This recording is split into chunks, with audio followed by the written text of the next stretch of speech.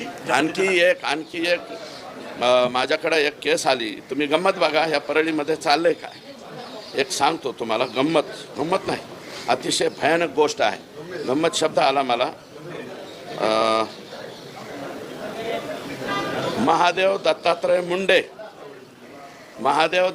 मुंडे गाव कनेरवाडी याचा खून झाला दिनांक 22 ऑक्टोबर 2023 ला। दिनांक 22 ऑक्टोबर, तुम्ही जात पात हे ते काढताना हो, हे काढा ना। 22 ऑक्टोबर 2023 ला ह्याचा खून झालाय। परळी वैद्यनाथच्या तहसीलच्या समोर खून झाला आणि प्रेत सापडलं त्याचं।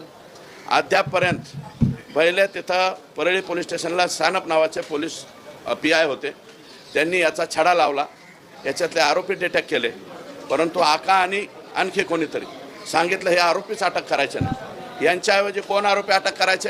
राजाभाऊ फड व इतर 3-4 6 आरोपी आहेत अद्यापर्यंत। आणि हे 6च्या 6 आरोपी आकाच्या मुलाच्या इर्द गिर्द भटकताना दिसत आहेत। 23 ऑक्टोबर किती 22 ऑक्टोबर ना, 22 ऑक्टोबर ते आतापर्यंत या खुनाचा तपास लागलेला नाही। किती वाईट आहे। आणि आरोपी पूर्ण परळीत हिंडतात। या परळीमध्ये आणखी काय काय हवं आहे तुम्हाला? पुरावे तर हे सापडले आकाचे, पण ह्या मयत मुंडे जो आहे याचा आत्मा काय म्हणत असत?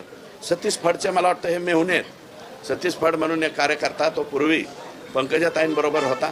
अशा काही दिवसामध्ये तो धनंजय मुंडेंकडे गेला आणि त्यांचा मेहुणा महादेव दत्तात्रय मुंडे याचा मर्डर झाला आहे 22 ऑक्टोबर 2023 ला। अद्यापपर्यंत त्याचा तपास लागलेला नाही। तपास लागलाय तर तिथला सानप नावाचे जे PI आहेत त्यांना प्रेशर केलं की तुम्ही ह्यांचे नावं घ्यायचे नाही, दुसऱ्याचे घ्या। ते म्हणला मी असलं पाप करणार नाही। मग म्हणले तू इथून निघून जातो। बिचारा बदली करून आता धाराशिव जिल्ह्यामध्ये गेलाय।